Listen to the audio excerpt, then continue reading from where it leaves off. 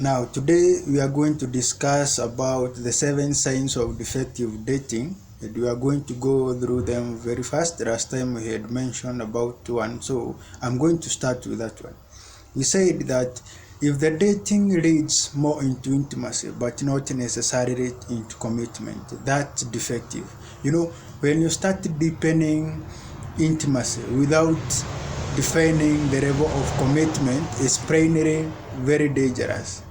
So before you get into any form of intimacy in your dating lifestyle, make sure that you have been able to define the level of commitment of your partner or of both of you. So if you see your dating is turning more into intimacy rather than into commitment, that's a defective dating. Two, if the dating tends to skip the friendship stage of a relationship. We generally say that a relationship based only on physical attraction, a romantic feeling, will last only as long as the feelings last.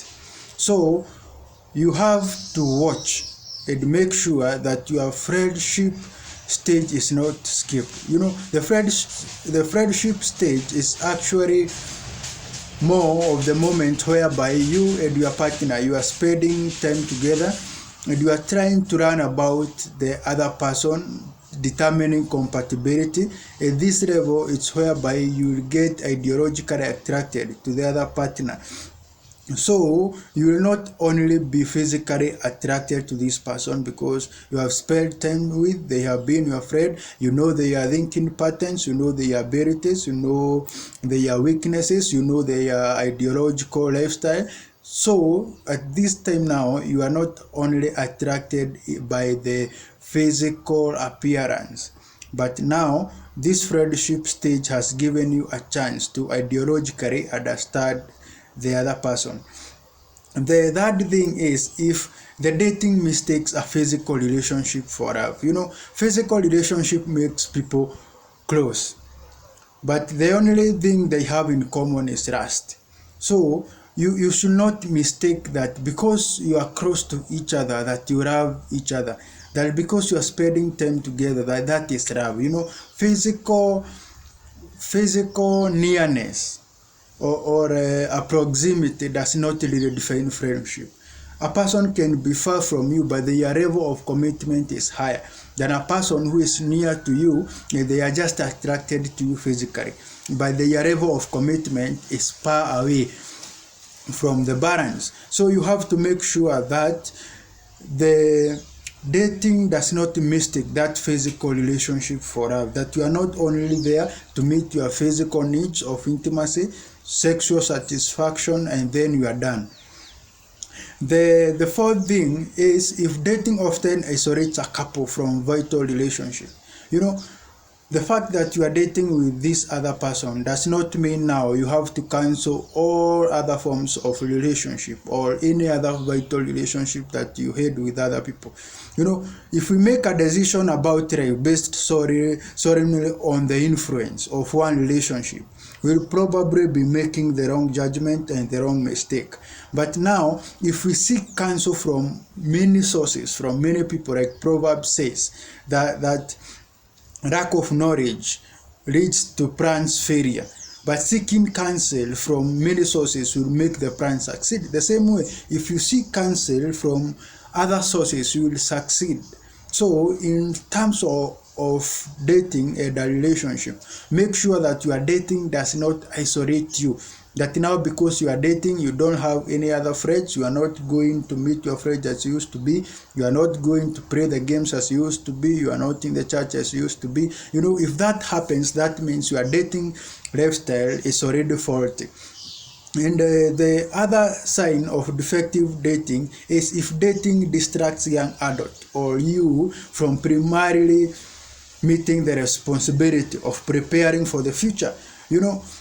Most people, when they start dating, they tend to forget about their primary goals of life. For example, if a student is in school and they start dating, they forget everything about school. They are not revising as they should be because now the dating has taken them up, absorbed them so much that now they are forgetting their responsibility of working on their God-given abilities, polishing their character, education, getting experience that is necessary for life. But instead of working on that, they start emphasizing on proving how their dating should work well, and that is very defective. So make sure that your dating lifestyle does not distract you from the primary responsibility of you preparing for your future. Instead, if your partner is not encouraging you to meet your goals and responsibilities as you should be meeting, make sure that in due time that relationship will not consume you,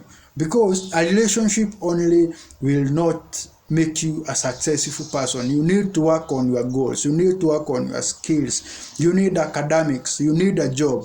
So if this dating now is distracting you from all these primary goals, then know that that dating is faulty. And number 6, we say that if dating distracts you from enjoying the God gift of singleness, most people does not understand, or the average common young people do not understand that singleness is a gift from God.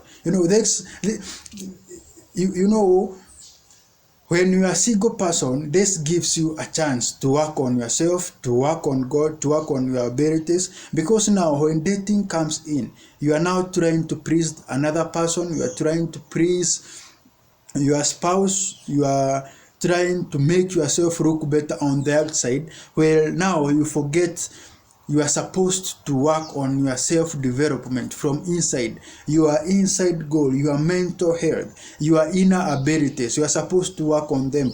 And all that only happens from the time that you are a single person. Because when now you start dating, mostly what happens, you start working on the outside appearance because you want to please your partner. So you become discontented with God. You are not satisfied.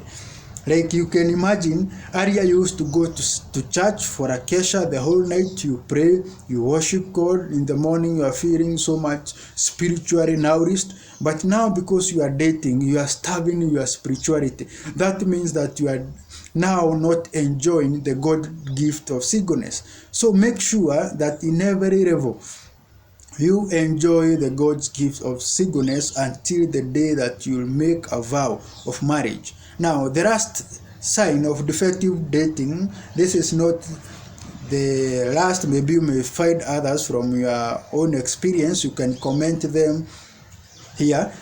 But now, if dating invites a person to be an artificial character of pretense and hypocrisy to impress the other person, you see, now when dating starts making you to act or to portray a person that you are not really are. For example, you may be a person who likes wearing open shoes, just for an example. But now because you are dating and you know that your girlfriend or your fiancé does not like open shoes, now anytime they come around or you know you are going to meet them, you make sure that you are on closed shoes. That is pretense, because the character that you are portraying is not the real you. In most cases, we even have behavioral hypocrisy, whereby now you are behaving in a different way rather than the way you are really. And now you are trying to impress the other person. That hypocrisy, if it starts coming in a relationship, whether it's from you or it's from the other person, just know that now your dating is defective. That's a sign of defective dating, and you have to work on them. What I would like to encourage you, even if you note that in your relationship there are these defective signs, or there are these signs that are showing that your dating is defective, there is still hope. There is still hope that you can actually date right. And for you to be in the right relationship and actually date the right way, you need knowledge, you need skills, and you need help from a higher spirituality, that is God, maybe.